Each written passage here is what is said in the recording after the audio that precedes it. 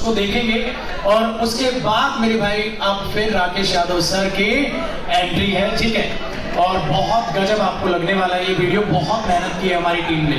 तो एक बार और लाइट बंद कर दो, और लाइट्स ऑफ कर दो मेरे भाई, उस उजाला आने वाले इंसान के लिए एक बार सारी लाइट्स बंद कर दीजिए। और वो घड़ी आ चुकी है जिसका आपको था इंतजार। एक बार लाइट्स को ऑफ कर दीजिए प्लीज, और प्ले द वीडियो प्ले कर दो भैया। चलो जी देखते हैं एक बढ़िया सी प्यारी सी वीडियो, एकदम पिन ड्रॉप साइलेंस।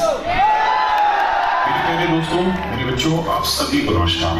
आज मैं अपने जीवन में जो भी कुछ हासिल कर पाया हूँ उसमें बहुत बड़ा रोल मेरी कठोर मेहनत का रहा, भगवान की कृपा का रहा, मेरे माँ बाप के आशीर्वाद का रहा। और मेरे बच्चे, आप सभी छात्रों, अभिभावकों, शुभचिंतकों के बिना सब संभव हो ही नहीं सकता था, क्योंकि आपने मेरी योग्यताओं में, मेरी क्षमताओं में जो विश्वास रखा, यही मेरी सफलता के पीछे की असली शक्ति रही। आप सभी के इस प्यार और अटूट समर्थन और सहयोग के लिए मैं आपको अपने दिल से धन्यवाद देता हूँ। एक सरकारी स्कूल में चाक और ब्लैक बोर्ड के सहारे पढ़ाने वाला एक शिक्षक साधारण संसाधनों, सीमित वेतन और काम की पगडंडियों के बीच भी उसकी सोच कभी सीमित नहीं हुई। शिक्षा को लेकर उनकी समझ, बच्चों को बेहतर भविष्य देने का जुनून और अपनी जड़ों से जुड़े रहकर कुछ बड़ा करने का संकल्प, यही उनकी असली ताकत थी।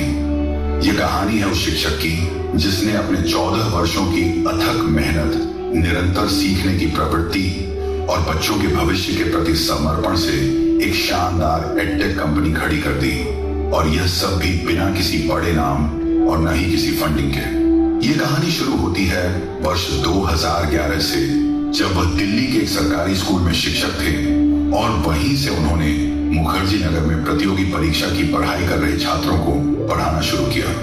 लेकिन सबसे बड़ी समस्या तो यह थी कि वह एक ऐसी पृष्ठभूमि से आते थे जहां सरकारी नौकरी का बहुत महत्व था, और वह चाहकर भी नौकरी नहीं छोड़ पा रहे थे, क्योंकि उनके पिताजी का सख्त निर्देश था कि कुछ भी करो लेकिन सरकारी नौकरी को नहीं छोड़ना है। इसी बीच उनका सिलेक्शन वर्ष 2014 में जीएसटी इंस्पेक्टर के तौर पर हो जाता है।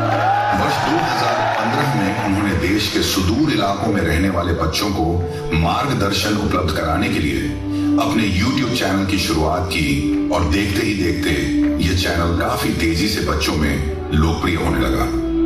जब उन्होंने अपने इस YouTube चैनल को प्रारंभ किया था, तब ऑनलाइन एजुकेशन अत्यंत ही प्रारंभिक अवस्था में था, या कहें तो था ही नहीं। ये उनकी दूरदर्शिता ही थी जिसने ऑनलाइन एजुकेशन के क्षेत्र में एक नई क्रांति को जन्म दिया, और वर्तमान में समस्त शिक्षा जगत ऑनलाइन एजुकेशन के महत्व को भली भांति समझने लगा है। जब उन्होंने YouTube पर अपनी यात्रा प्रारंभ की थी, तो उन्होंने कभी भी सब्सक्रिप्शन या व्यावसायिक लाभ के बारे में नहीं सोचा था।